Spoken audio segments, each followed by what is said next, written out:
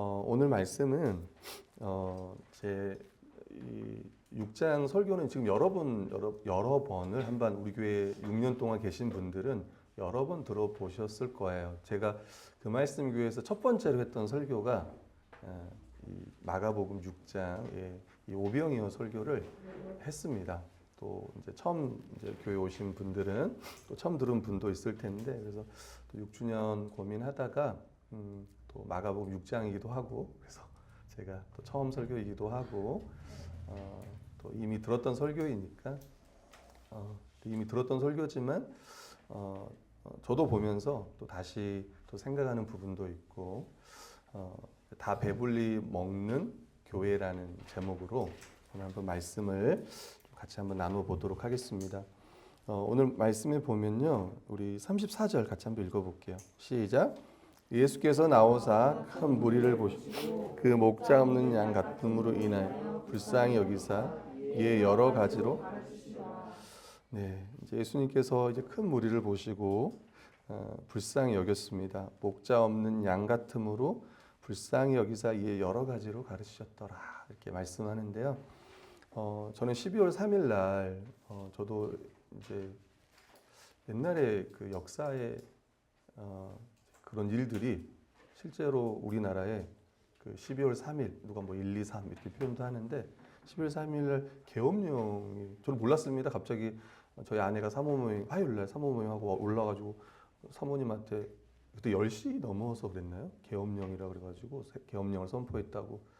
그래서 또 어떤 사람들은 12시 밖에 11시 넘어 나가면 안 된다고 뭐 이런 가짜 뉴스도 돌고, 실제로 이런 편의점에 막 그 생필품을 엄청 사는 사람도 있었대요. 실제로 매상이 늘었다고 한 얘기도 좀 들었습니다.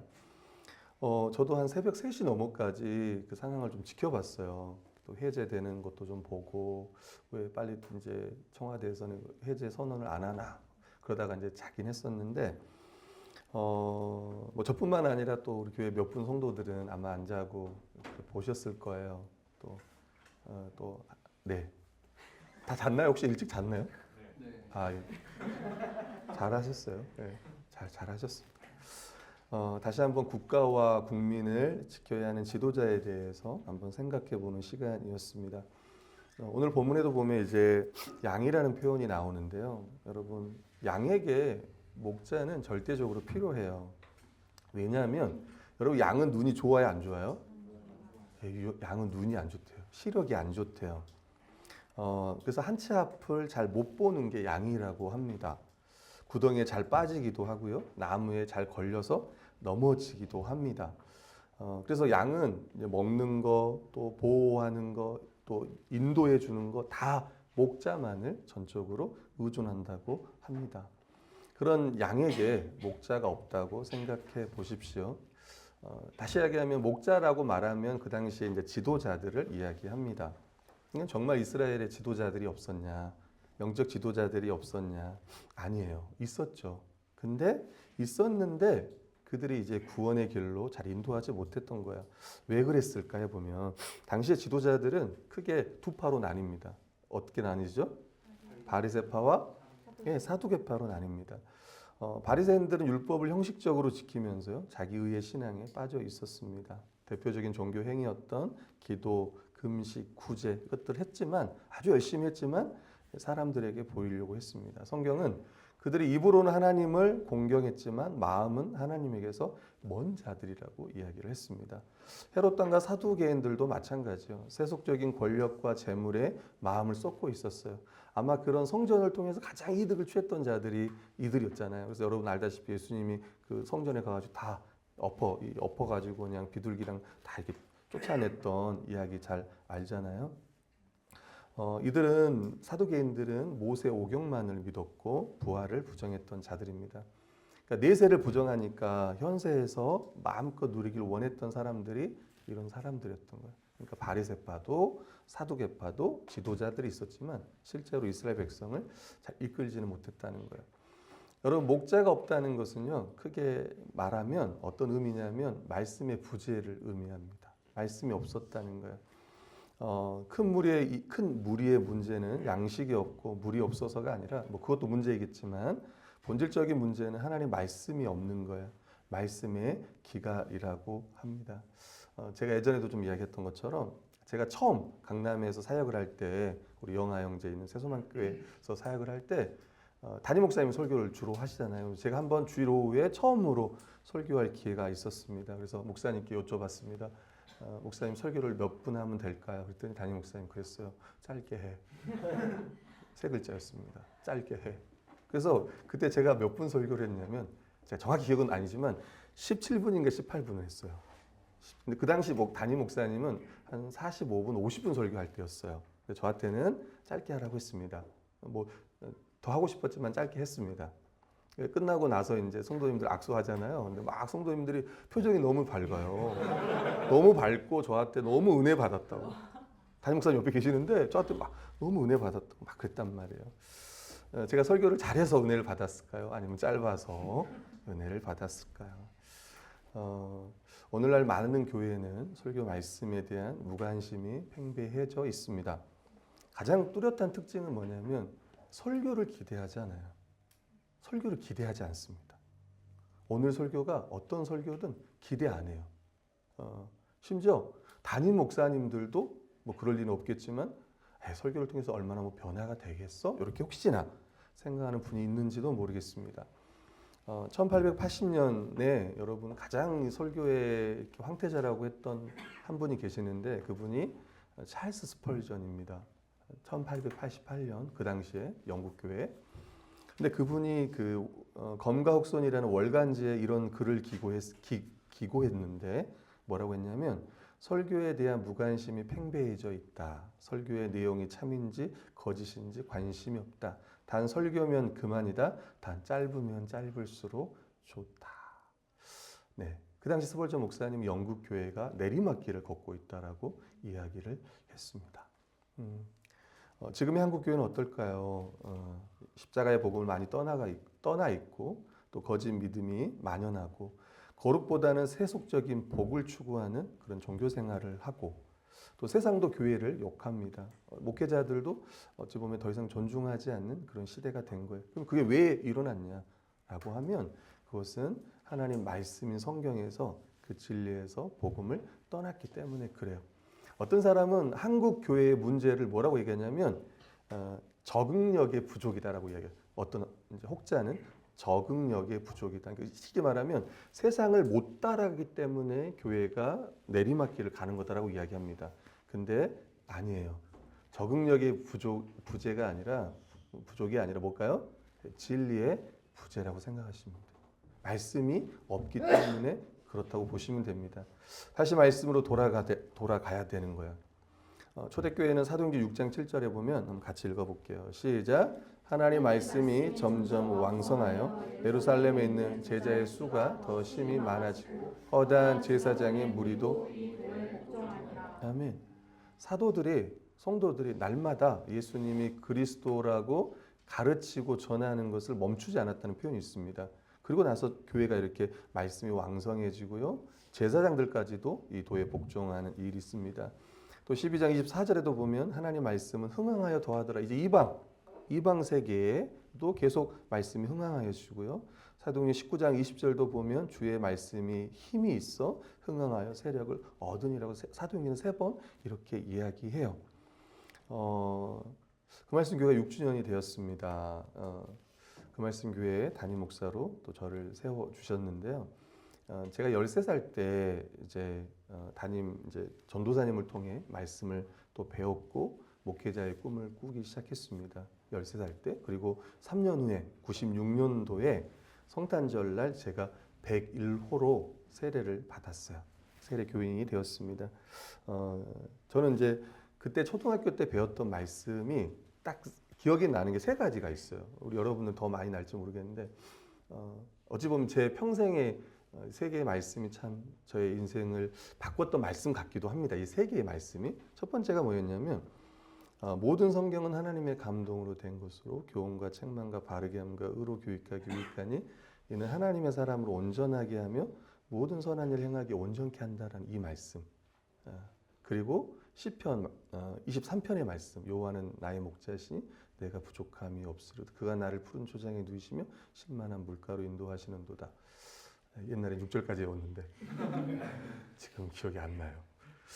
아무튼 그래서 초등학교 때 항상 누워서 이렇게 암송하고 자고 이렇게 했는데, 그리고 이제 하나의 말씀이 뭐였냐면은 사도행전 1장 8절에 성령이 너희에게 임하시면 너희가 권능을 받고 예루살렘 온 유대 땅 끝까지 내 증인 된다라는 이 말씀, 그리고 8장 1절에 1장 8절에 그 8장 1절에 이제 7장에 보면 스데반이 죽고 막 복음 전하는 이야기 나오잖아요. 실제로 1장 8절의 말씀이 성취되는 요 세 개의 말씀이 어렸을 때 초등학교 6학년 때 그때 중학교 때 들었던 말씀인데 요 세 개는 딱 안 잊어먹고 계속 기억을 했어요. 지금까지. 감사하죠. 은혜고.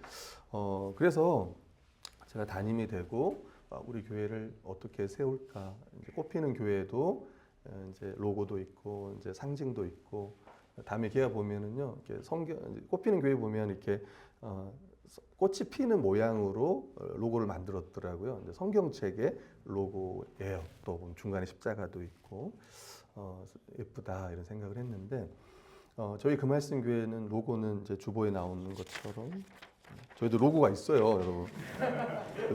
이거 돈 주고 산 거예요, 여러분. 이 로고 안 보여, 파란 이거 돈 주고 산 겁니다, 여러분. 만 얼마 주고 산 거예요, 이거. 돈 주고. 예, 로고가 이제 이런 이제 사진 그 어플에서 제가 샀는데 이제 돈 주고 사진 하잖아요. 거기 사진 몇만 장 있어요. 그 중에 제가 하나를 고른 거예요. 엄청 애쓰면서 골랐. 성경책 중간에 십자가가 있습니다. 그래서 이제 그리스도의 복음을 전하는 이제 그런 교회가 되고 싶어서 이제 교회 이름도 그 말씀 교회로 정했고, 우리 교회 말씀은 이제 여기 오른쪽에 붙어 있는 이 말씀인데요. 그리스도의 말씀이 너희 속에 풍성에 거하여 모든 지혜로 피차 가르치며 권면하고라는 이 말씀, 제가 신대원 이제 25살에 들어가서 그때 성경을 연구하면서 처음 이제 접했던 말씀인데, 그 이후로 이제 저 말씀을 계속 붙들고 또 교회를 시작을 했습니다. 매일 함께 성경을 연구하며 또 오후에 연구한 말씀을 나누고 또 그 본문으로 설교하고, 그래서 그리스도의 말씀이 풍성한 충만한 그 교회를 향하면서 생각하면서 이제 그 말씀 교회가 시작이 되었고 벌써 이제 6년이 되었습니다. 다시 그 말씀을 향하여 힘차게 달려갔으면 해요. 아멘. 오늘 보면요, 성경에 보면은 이 사람들이요 예수님께 달려가요. 우리 33절 한번 볼까요? 33절 같이 읽어보겠습니다. 시작. 그들이 가는 것을 보고 모든 골로부터 도보로 그곳에 달려와 그들보다 먼저 갔더라. 예, 사람들이요 예수님보다 먼저 달려왔습니다. 먼저 주님께 달려온 사람들, 지금 그 사람들을 예수님은 불쌍히 여겼습니다. 그리고 참된 목자 되신 그분의 말씀에 지금 귀를 기울이고 있습니다. 요한복음 10장 27절에도 말씀하는 것처럼 내 양은 내 음성을 듣고 들으며 나는 그들을 알며 그들은 나를 따르니라. 예수님의 말씀을 들을 때 그분의 음성을 듣는 것이야말로 그분을 따르는데 결정적이고 핵심적인 것이라는 것을 우리가 다시 한번 기억해야 돼요. 여러분, 우리가 6주년이 되었고 우리가 평생 주님을 따라가야 되잖아요. 근데 그 결정적 핵심적인 건 뭐냐면 주의 음성을 듣고 가야 되는 거예요. 또 우리가 주의 음성을 듣는다면, 그의 말씀을 듣는다면 우린 끝까지 갈 수 있을 거야. 아멘. 웨스트민스터 대오리 문답 160문에 보면 같이 읽어봅시다. 시작.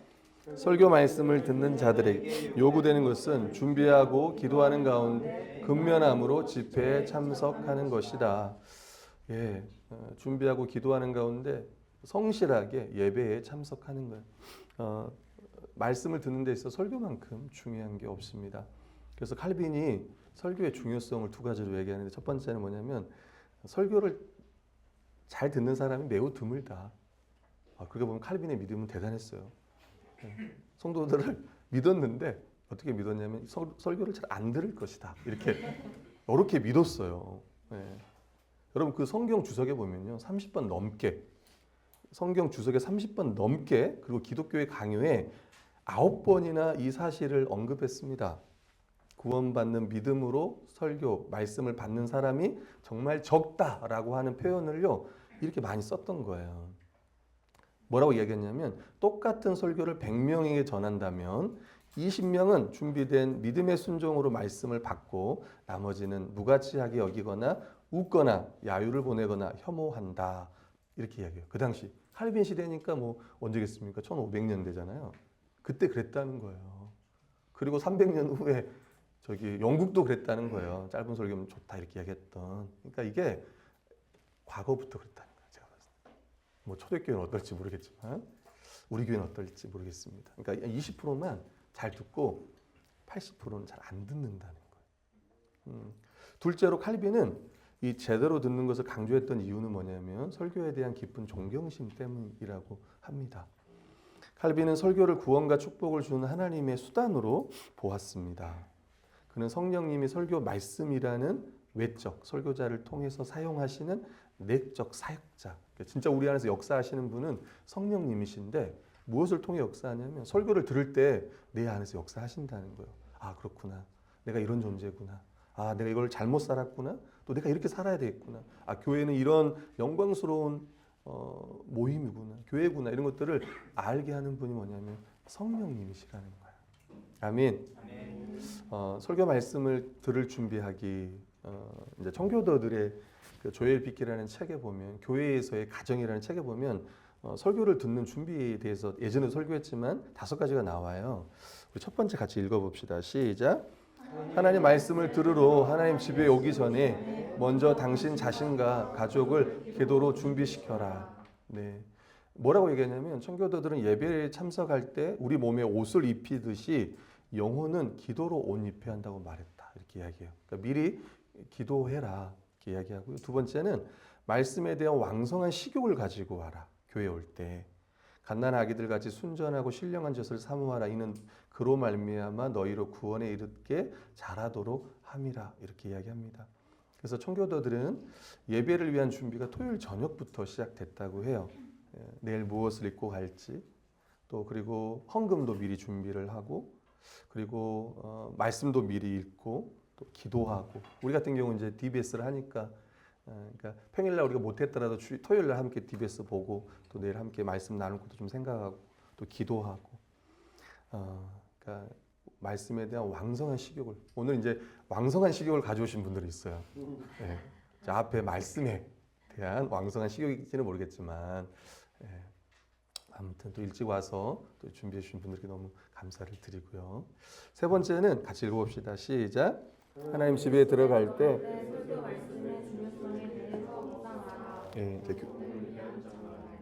영혼을 위한 장날. 여러분 주일은 영혼을 위한 장날이라고 했어요. 마켓데이라고 해야 되나요? 영혼을 위한 우리가 한 주간 우리가 예를 들면 한 주간 먹고 살아가려면 장을 봐야 되잖아요. 그죠? 요즘에는 그냥 뭐 배달 음식을 시키지만 옛날에는 장을 봤단 말이에요. 한 달 먹을지 아니면 일주일 먹을지 마찬가지로 일주일 살아가기 위해서 이 주일날 하나님께 예배하고 설교를 듣고 영적 물자를 비추게 두고 또 일종일 동안 그것을 묵상하며 살아가는 그래서 이 말씀의 중요성에 대해서 묵상하고 들어오는 거죠. 자, 네 번째 같이 한번 읽어볼게요. 시작. 하나님 집에 들어갈 때 전쟁터에 여러분 생각을 해보면 저는 제 평생에요 이제 설교를 그러니까 집중하지 못했던 때가 제 기억으로는 딱 한 번 있었던 것 같아요. 뭔 소리? 저 거짓말을 하고 있네. 목사님 거짓말을 하고 있어. 무슨 이야기냐면은 뭐 이렇게 작아지고 못 든 적은 많아요. 저는 어렸을 때 항상 잤습니다. 이렇게 말하지만 학생 예배 때도 많이 잤고요.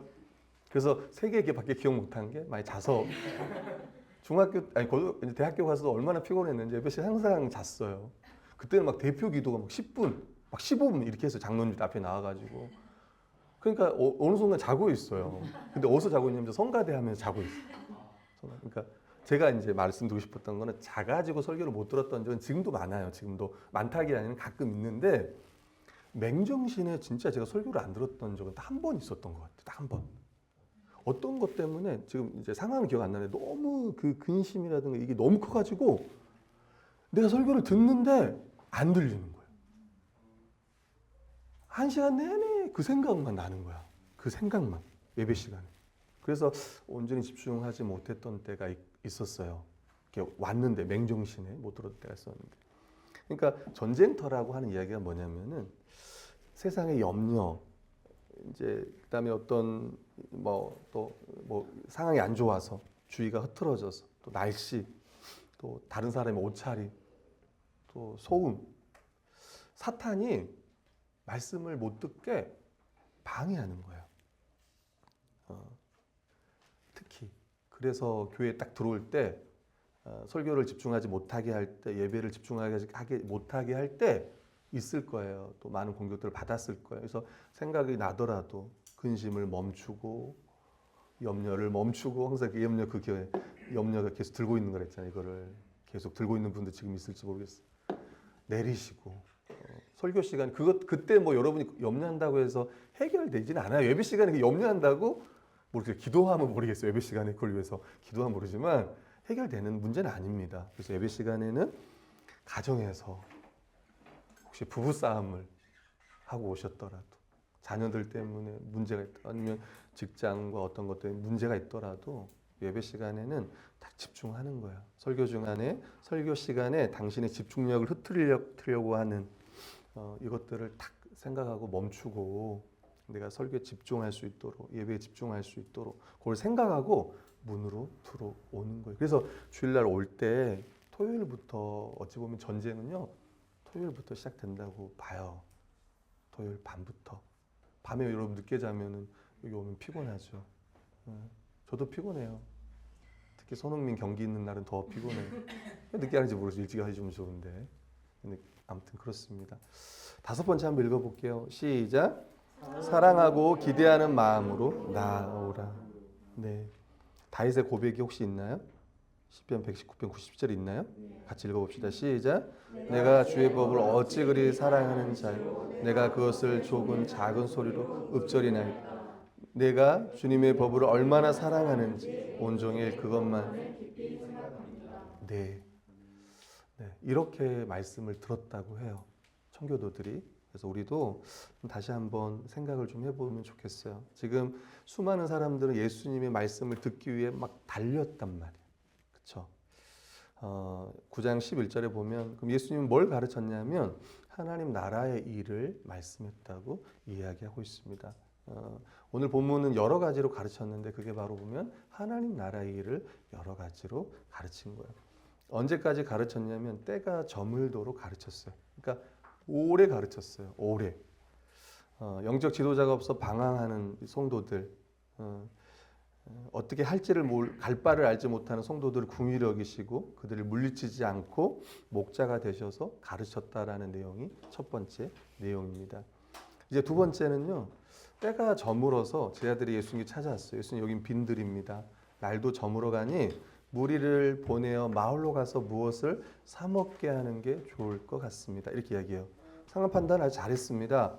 빈들의 마트나 편의점이 있겠습니까? 없어요. 근데 예수님 뭐라고 하냐면 갑자기 너희가 먹을 걸 줘라 이렇게 이야기해요. 너희가 먹을 것을 줘라.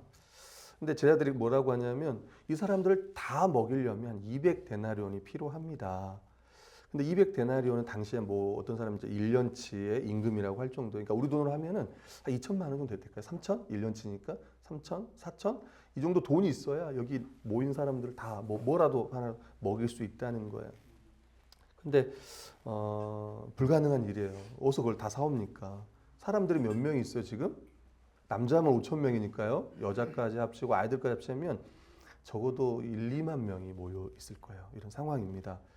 그때 예수님 물어요. 제자들에게 떡이 몇 개 있는지 봐라. 그랬더니 제자들이 지금 떡 5개와 물고기 2마리를 가져왔습니다. 오병이의 의미가 뭘까? 이 떡 5개와 물고기 2마리. 여러분 알다시피 이거는요. 가난한 사람이 먹는 식량이에요. 가난한 사람들이 먹는 식량. 다시 이야기해 보면 하나님 나라가 아닌 이 세상 나라가 얼마나 빈곤한지를 보여줍니다. 하나님 없이 살아가는 사람들의 그 빈곤함을 이걸로 좀 보여주고 있습니다. 원래 하나님께서 우리에게 주시고자 했던 세상은요. 아름답고 풍성한 세상이었습니다. 에덴 동산이라는 곳에 먹고 싶은 대로 마음껏 먹을 수 있었어요. 사랑하는 성도 여러분, 마음껏 먹을 수 있다는 게 얼마나 큰 복인지 몰라요. 그래서 우리가 이번 육행시를 다 배불리 먹고로 정했는데 제가 이번 주에 많이 못 먹었습니다. 혹시 느끼실 수 있는 분들이 모르지만 제가 지금 4kg가 빠진 상태야. 단백질 쉐이크만 3일 동안 먹었습니다. 지금 스위치 온 다이어트를 하고 있습니다. 그래서 점심은 배불리 먹을 수 있습니다. 저녁은 또 쉐이크를 먹어야 되고 아무튼 그렇습니다. 그래서 배불리 먹을 수 있다는 게 참 이게 감사해요, 그죠? 에덴 동산에서는요 먹을 수 마음껏 먹었어요. 그리고 일하기 위해서 먹지 않았고요. 보람된 일상을 살아갔습니다. 에덴 동산을 경작하고 지키는 사명도 감당할 수 있는 아름다운 배필도 허락하셨고 그 풍요로운 에덴 동산에서 참된 안식을 누렸습니다. 하나님의 복이 참으로 좋았던 세상이었습니다. 근데 이제 3장에 보면 뱀의 유혹으로 사탄의 유혹으로 이 아름다움과 이 풍성함을요 다 잃어버렸어요. 선악을 알게 하는 나무의 열매를 따먹었습니다. 사탄의 거짓된 약속, 하나님처럼 될 거야라고 하는 이 약속에 속아 이런 모든 풍성함과 이것들을 다 잃어버린 거예요. 여러분 에덴이라는 뜻은 기쁨입니다. 기쁨. 더 이상 기쁨과 풍성함, 안식은 없는 거예요. 근데 사람의 노력으로 이 빈곤과 배고픔과 이 인간의 공경과 이 결론적으로 본질인 이 죄의 문제를 해결할 수 있는가? 안 된다는 거예요. 오늘 성경에 보면 예수 그리스도가 이 땅에 오셔서 오직 예수 그리스도만이 이 결핍과 배고픔을 해결할 수 있다는 거예요. 예수님이 제 아들을 명예에서 푸른 잔디 위에 50명씩 100명씩 앉히게 했습니다. 여러분 푸른 잔디 위는 결국은 광야인데 지금 푸른 잔디라는 표현을 썼을까 했을 때 그 이스라엘의 목자였던 여호와를 연상케 하는 거예요. 그게 시편 23편 1, 2절의 말씀이에요. 같이 읽어봅시다. 시작. 여호와는 나의 목자시니 내게 부족함이 없으로다. 그가 나를 푸른 풀밭에 누이심 실만의 물가로. 아멘. 처음에 제자들은 그랬습니다. 사람들을 해쳐서 제각기 먹을 것을 사 먹게 근방에 있는 농가나 마을로 보내는 게 좋겠습니다. 근데 오늘 본문은 예수님께서 직접 그들을 그 무리를 초대하셔서 직접 먹이신다는 것들을 보여줘요. 무슨 이야기냐면 이렇게 이 푸른 잔디 위에 이렇게 앉힌다, 이렇게 앉게 한다. 이 아나클리노 이 단어가 뭐냐면 성경에 뭐 마태복음 8장 11절, 누가복음 12장 30절, 13장 29절에 보면은요 하나님 나라의 식탁에 앉는 것을 의미한다고 이 단어가. 그래서 누가복음 13장 29절 보면 사람들이 동과 서에서 또 남과 북에서 와서 하나님 나라 잔치에 앉을 것이다 이렇게 이야기해요. 그러니까 지금 왕이 베푼 그 자리, 메시아가 베푼 그 자리에 앉아서 지금 그들이 이제 식사할 준비를 하는 거예요. 지금 만찬이 거기에 열린 거예요. 근데 이 장면이 구약에서 꿈꿨던 장면이라는 거예요. 그게 이제 에스겔 34장 23절 25절이에요. 같이 읽어보겠습니다. 시작. 내가 한 목자를 그들 위에 세워 먹이게 하리. 그는 내 종 다윗이라. 그가 그들을 먹이고 그들의 목자가 될지라. 나 여호와는 그들의 하나님이 되고 내 종 다윗은 그들 중에 왕이 되리라. 나 여호와의 말이니라. 내가 또 그들과 화평의 언약을 맺고 악한 들짐승을 그 땅에서 그치게 하리니 그들이 숲을 가운데 잘지. 한 목자를 세워 먹이게 하겠다. 그게 내 종 다윗이다. 하나님에 의해서 한 왕이 세워질 텐데, 한 목자가 세워질 텐데 그 목자가 바로 다윗이다. 근데 여러분 알다시피 다윗 왕은 그리스도의 예표인 거예요. 예수 그리스도는 다윗의 혈통 후손으로 오신 왕이에요. 그리고 화평을 가져올 거예요. 참된 평강과 안식을 가져오실 분, 이스라엘의 참 목자가 될 분입니다. 에레미야 23장 5절에도 보면 다윗에게 한 의로운 가지를 일으킬 것이라. 그 왕이 되어 지혜롭게 다스리며 세상에서 정의와 공의를 행할 것이며. 에레미야 23장 6절에 보면 그의 날에 유다는 구원을 받겠고 이스라엘 평안히 살 것이며 그의 이름 여호와 우리의 공의라 일컬음을 받으리라. 무슨 이야기냐면 지금 이스라엘 백성들은 구약에서 꿈꿨던 그 메시아, 이스라엘의 진정한 목자 되신 예수님이 그 마련하신 그 천국 잔치에 초대되어서 그 천국 음식을 먹기 위해 지금 잔디 위에 앉아 있다는 거예요. 요한복음 6장에 보면요, 결국은 이 오병이어의 사건이 결국은 이제 예수 그리스도를 통해서 앞으로 이 십자가의 죽음과 이걸 통해서 성취될 것들을 이 오병의 진짜 의미는 이제 그거예요. 6장에서 요한복음 6장 47절 51절에서 말하는, 같이 한번 읽어볼게요. 시작. 진실로 진실로 너희에게 이르노니 너희 조상들은 광야에서 만나를 먹었어도 죽었거니 이는 하늘에서 내려오는 떡이니 사람으로 하여금 먹고 죽지. 나는 하늘에서 내려온 살아있는 떡이니 사람이 이 떡을 먹으면 영생하리라. 내가 줄 떡은 곧 생명 위한 내 살이라. 아멘. 네, 결국 이제 그게 뭐냐면 이제 예수님이 주시는 떡은 세상의 생명을 위한 자신의 살이라고 이야기하고, 이제 마가복음 14장 22, 24절에 보면은 예수님 그러는 거예요. 받으라, 이것은 내 몸이니라 하시고, 또 피에 대해서 말씀하시면서 이것은 많은 사람을 위해 흘리는 바 나의 피, 곧 언약의 피니라라고 이야기하는 거예요. 결국 이 최후의 만찬은 이 오병이어의 사건에 참된 의미를 받아 이렇게 무엇인지 의미를 드러내주고 있습니다. 예수님이 십자가에 죽기 전에 제자들과 함께 유월절 식사를 했습니다. 다시 이야기하면 우리는 예수 그리스도의 피와 살을 먹은 자예요. 그리스도를 먹은 자입니다. 그의 십자가 죽음과 그 죽으심의 의미를, 형벌 대속 죽음이라는 그 의미를 믿는 자예요. 아멘. 제가 이번에 설교 준비하면서 한 말씀을 더 가져왔는데, 우리 이사야서 25장 6, 9절 말씀 같이 한번 읽어봅시다. 시작. 만군의 주님께서 이 세상 모든 민족을 풍성한 잔치를 베푸실 것이다. 기름진 것들과 오래된 포도주, 제일 좋은 살고기와 잘 익은 포도주로 잔치를 베풀 것이다. 또 주님께서 이 산에서 모든 백성이 걸친 수의를 벗기시고 모든 민족이 입은 수의를 벗겨서 없애실 것이다. 주님께서 죽음을 영원히 멸하신다. 주 하나님께서 모든 사람의 얼굴에서 눈물을 말끔히 닦아주신다. 그의 백성이 온 세상에서 당한 수치를 없애주신다. 이것은 주님께서 하신 말씀이다. 그날이 오면 사람들은 이런 말을 할 것이다. 하나님이시다. 우리가 하나님을 의지하여 싸우니 하나님께서 우리를 구원하신다. 바로 이분이 주님이시다. 우리가 주님을 의지한다. 우리를 구원하였으니 기뻐하며 즐거워하자. 아멘. 이게 이사야서 말씀입니다. 풍성한 잔치를 베푸실 것이다. 그러면서 뭐라고 하냐면 모든 백성에 걸친 이 수의를 찢겨서 벗기실 것이다. 다시 이야기하면 죽음을 영원히 멸하실 것이다.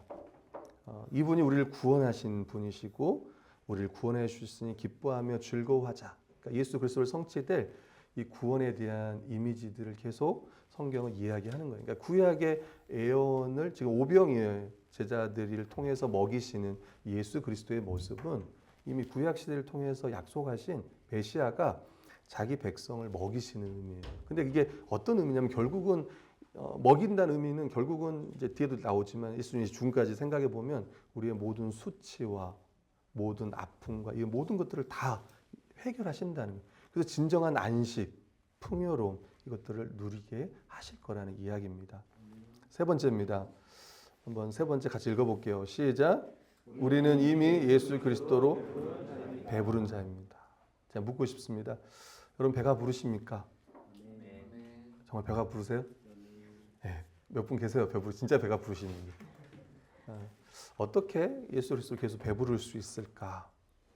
지금 이 떡을 나눈 자는 누구냐면 제자들이에요. 너희가 먹을 것을 주어라 이렇게 주님께서 말씀하셨고요. 근데 중요한 거는 교회는 배고픈 자에게 먹을 것을 줄 수 있다는 거예요. 근데 그 어떤 배고픔이냐면 영원토록 배고프지 않는 것을 교회는 줄 수 있다는 거예요. 바로 그분이 바로 예수 그리스도라는 거예요. 아멘. 여러분 예수님은 떡 5개 물고기 2마리로 그곳에 있는 모든 사람을 먹입니다. 그게 41절의 이야기예요. 한 사람도 빠짐없이 모든 사람, 주님께 나온 모든 사람, 우리 그 말씀에도 마찬가지입니다. 그 말씀 교회에 나온 모든 사람들, 주님께 나온 모든 사람들을요 배불리 먹이신다는 거예요. 그리고 남은 조각이 12바구니였다라고요. 그리고 42절 너무 짧으니까 같이 읽어보겠습니다. 시작. 다 배불리 먹고 여러분 신약 성경에서 가장 짧은 절이에요. 다 배불리 먹고 오늘 이걸 못 외우면 식사를 못 먹습니다. 다 배불리 먹고 이거 어렵죠? 다 배불리 먹고 항상 기뻐하라와 다 배불리 먹고 가장 짧은 절로 쌍벽을 이룹니다. 근데 본문 핵심 구절이에요. 다 배불리 먹고 아무것도 없는 그 강의 한복판에서 천국 잔치를 베푸신 겁니다. 그리고 남자만 5천 명이 먹었어요. 그러면 이 역사가 실제로 이 기적이 그냥 거기서 끝났냐? 아니에요. 이 오병이어의 기적은요. 제자들을 통해서 그리고 지금도 계속 되고 있습니다. 교회를 통해서. 그게 이제 사도행전 말씀이에요. 사도행전 4장 4절 읽어볼게요. 시작. 말씀을 들은 사람 중에 믿은 자가 많으니 남자의 수가 약 5천이나 되었더라. 사도행전 4장 32, 35절 같이 읽어보겠습니다. 시작. 믿는 무리가 한 마음과 한 뜻이 되어 모든 물건을 서로 통용하고 자기 재물을 조금이라도 자기 것이라 하는 이가 하나도 없더라. 사도들이 큰 권능으로 주 예수의 부활을 칭하니 무리가 큰 은혜를 받아 그 중에 가난한 사람이 없으니 이는 밭과 집 있는 자는 팔아 그 판 것의 값을 가져다가 사도들의 발 앞에 두며 그들이 각 사람의 필요에 따라 나누어 줍니다. 아멘. 그럼 초대교회는 자기 재물을 조금도 자기 것이라는 사람도 없고요.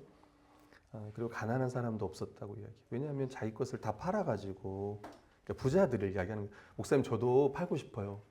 근데 집이 없어. 지금 집 없는 서울은 집 없는 사람이 많잖아요. 우리 자가를 가지신 분들도 있겠지만 없는 분도 많습니다. 근데 그 당시에 교회 안에는 부자들이 있었던 거예요. 부자들이 팔았습니다. 그래서 판 것을 근데 이게 억지로가 아니라 기쁜 마음으로 했습니다. 그리고 이제 성도들의 필요에 따라 쓰게 한 거예요. 그러니까 믿는 사람이 5천 명이나 되어 있거든요. 여기 가난한 사람도 얼마나 많겠습니까? 억지로 한 게 아니고 하나님 은혜로 한 거예요. 그들은 예수 그리스도의 부활을 믿었기에 그것들을 소망하였기에 이 땅의 것에 너무 마음을 두지 않았어요. 마음을 두지 않고 자기 것들을 나누었어요. 초대교회는 가난이 없었다고 합니다. 이것이 구약에서 꿈꿨던 하나님의 나라고 하나님 나라에서 누리는 복이에요. 우리 신명기 15장 4절 5절 읽겠습니다. 시작. 내가 만일 내 하나님 여호와 말씀만 듣고 내가 오늘 내게 내린 그 명령을 다 지켜 행하면 내 하나님 여호와께서 내게 기업 주신 땅에서 내가 반드시 복을 받으리 너희 중에 아멘. 결국 율법에 순종하면 내게 주신 땅에서 가난한 자가 없을 거라고 이야기했는데 결국 율법의 핵심은 사랑이잖아요. 이웃 사랑, 하나님 사랑, 이웃 사랑입니다. 그 사랑이 초대교회 안에 보여지고 있는 거예요. 그 하나님 나라가 교회 가운데, 이 땅 가운데 이제 임했습니다.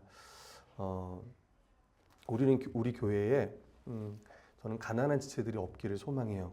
무슨 이야기냐면은 부자가 되라 이런 말입니다. 다 부자가 되라 이런 말이에요. 저는 부자가 되시길 바랍니다. 꼭 부자가 되셨으면 좋겠습니다.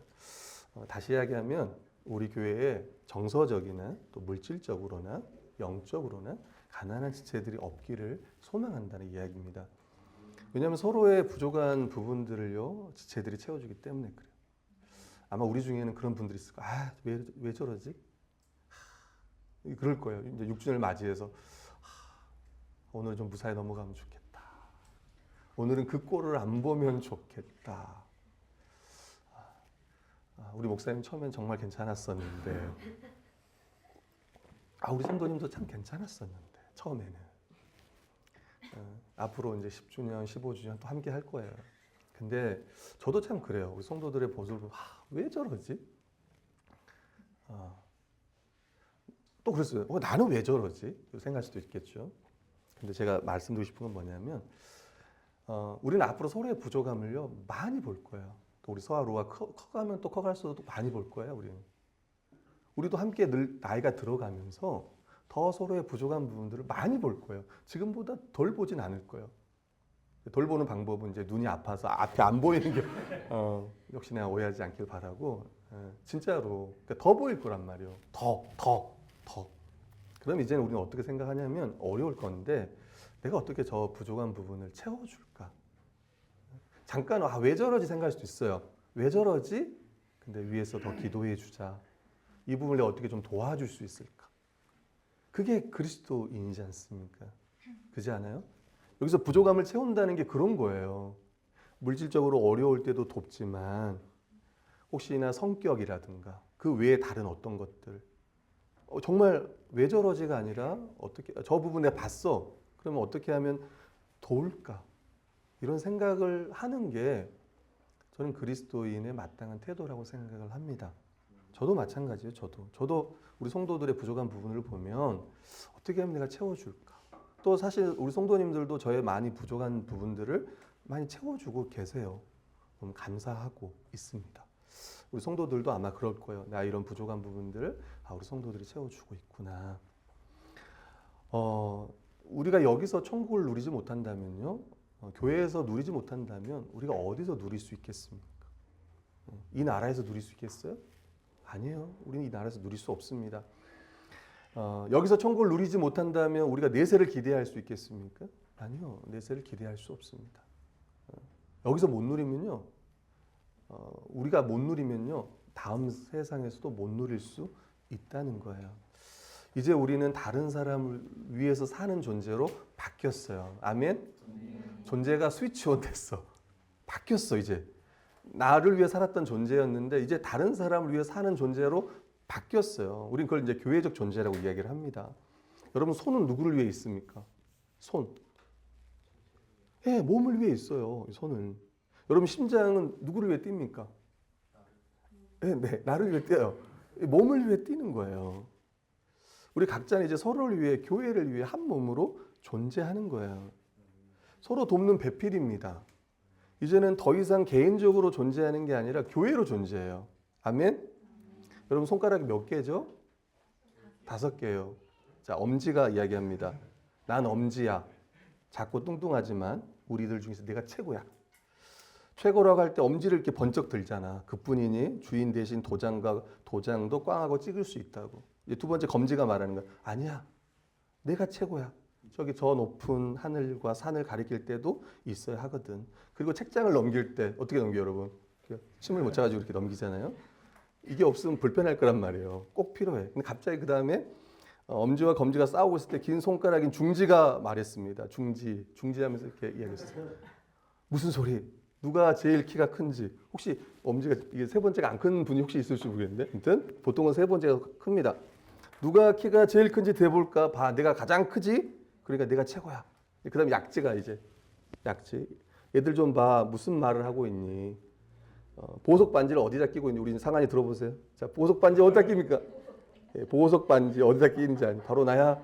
내가 최고야. 여기다 이렇게 약지라고 하고 마지막 애지가. 이거 애지, 깨끼손가락 애지라고 하더라고요. 애지가 이야기합니다. 난 새끼손가락이야. 난 하는 일이 너무 많아. 코가 간지러울 때, 귀가 간지러울 때, 약속할 때 내가 없으면 어떡해. 이렇게 작지만 내가 최고야. 5손가락이 다 최고라고 해요. 그때 이제 해설이 또 이야기합니다. 5손가락이 이렇게 서로 싸울 때 손바닥이 말했어요. 손바닥 등장합니다. 손바닥. 얘들아, 그렇게 싸우들지만 너희들이 아무리 잘났다고 해도 손바닥이 내가 없으면 너희들 어떻게 사니? 이게 없어 봐요. 어떻게 살아요? 다 죽어요. 이게 없으면 어떻게 돼요? 다 죽는다고. 해설이 말합니다. 손바닥의 이 말에 손가락들은 너무 부끄러워 고개를 숙였대요. 고개를. 이때부터 손가락은 앞으로 구부러지고 뒤로는 절대 구부러지지 않는다라고. 근데 가끔 뭐 구부러지는 분도 있는데 이야기예요. 손가락의 이야기. 혹시 들어보셨을 만한 이야기입니다. 바울은 뭐라고 하냐면 몸 가운데 분쟁이 없고 오직 여러 지체가 서로 같이 돌보게 하시다. 우리 몸을 생각해 보면 그러지 않아요? 우리 몸에서요. 어느 지체 하나가 여러분 불만 있는 지체가 있어요? 사실 아무것도 없어요. 아무것도 없습니다. 여러분 우리 몸에는 그런 게 없어요. 도리어 한 지체가 고통을 당하면 모든 지체가 고통을 받고 한 지체가 영광을 받으면 모든 지체가 즐거워해요. 그게 우리 몸이에요. 여러분 손바닥이 없으면 손가락이 무엇이고 손바닥이 몸과 머리에 붙어 있지 않으면 이 손가락이 무슨 소양이 되겠습니까? 여러분 초대교회 이런 일들 그게 정말 오늘날도 가능할까? 저는 말씀드리고 싶었습니다. 제가 적어놨지만 같이 한번 읽어볼게요. 두 번째 시작. 결심이 아니라 존재론적으로 하나가 된 것은 그러면 가능하다는 거예요. 교회는 그리스도 안에서 한 몸입니다. 그리고 예수를 믿는 사람을, 지체들을 한 몸으로 받아들입니다. 그렇게 하나 될 수 없었던 유대인과 이방인이 하나가 되었어요. 성경은 한 세 사람이 되었다고 이야기해요. 우린 절대로 하나 되게 하지 못해요. 성령님께서 예수님을 믿을 때 그리스도와 연합하게 하셨을 뿐만 아니라 우리도 하나, 한 몸이 되게 하셨어요. 그래서 이거는 결단의 문제가 아니에요. 너희가 먹을 것을 줘라고 하는, 다 배불리 먹이는 교회, 먹는 교회는 결단의 문제가 아니고 믿음의 문제인 거예요. 고린도서 10장 16, 17절에 보면 우리가 축복하는 바 축복의 자는 그리스도의 피에 참여함이 아니며 우리가 떼는 떡은 그리스도의 몸에 참여함이 아니냐. 떡이 하나요. 많은 우리가 한 몸이니 이는 우리가 다 한 떡에 참여함이라. 우리는 이제 하나예요. 아멘. 그래서 서로 사랑할 수 있어요. 그리고 예수님께서 제 아들에게 뭐라고 얘기하겠냐면 나를 믿는 자는 내가 하는 일을 그도 할 것이요 또한 그보다 더 큰 일도 하리니 내가 아버지께 감이라. 이제 우린 교회로서 잘 살아갈 수 있습니다. 정말 우리의 것을, 자기의 것을 나눌 수 있을까요? 우리 지난주에 우리 형구 형제가 옷을 가져왔어요. 작은 옷들, 예전에 젊었을 때 입었던 옷들을. 그래서 오늘 옆에 보면은 우리 송우가 그 옷을 입고 왔어요. 이제 몇 벌을 가져왔는데 입을 만한 사람이 많지 않아가지고 우리 송우가 이제 가져갔는데, 여러분 정말 우리의 자기 것을 나눌 수 있을까? 근데 한 몸이면 가능하다는 거예요. 지독한 이기심과 탐욕과 싸우면서 자기 것을 나눠주는 자가 우리라는 거야. 이제 설교의 결론은 뭐냐면 서로를 배부르게 하는 저희가 되었으면 합니다. 우리의 것을 나눌 때, 또 하나님께서 우리에게 주신 그 직분과 은사로 섬길 때 그 말씀 교회는 배가 부를 거예요. 여러분 배부르면 행복해요. 그죠? 네. 예, 배고픈 사람이 행복한 일은 거의 없어요. 배부르면 행복해요. 우리 결이가 이제 밥 먹을 시간이 되면 항상 5시 정도 되면 갑자기 그래요. 밥고기. 하루는 결이에 그랬어요. 결아, 집에 고기가 없어. 그럼 결이는 막 냉장고에 고기를 찾아요. 그럼 그래요. 매일 고기를 먹을 수는 없어. 그랬더니 결이가 말합니다. 김. 그래서 김에 밥을 이제 싸주는 거죠. 김에다가. 그러고 나서 뭐라고 하는지 알아요? 배 그래요. 또 배를 깎아서 줘요. 배를 먹고 이제 배가 부른 결이는 행복해하며 하루 일상을 마칩니다. 잠이 드는 거죠. 한 8시에서 9시 사이에. 사랑하는 그 말씀 교회 성도 여러분, 어찌 보면 지금 세상이요 참 광야와 같은 세상이에요.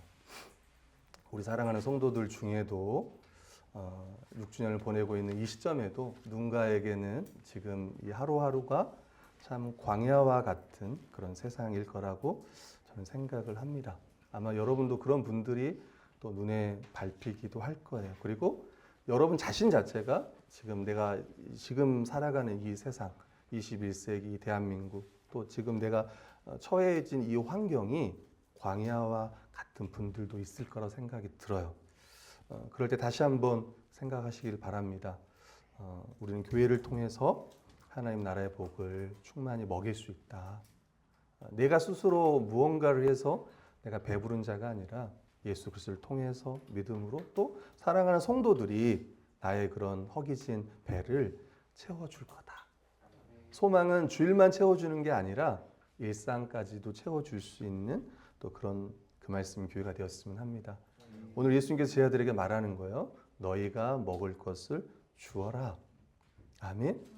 이 말씀이 우리 그 말씀 교회 안에 성취가 되어서 다 배불리 먹는 교회가 되기를 원합니다. 아멘. 우리 함께 찬양하고 기도하겠습니다.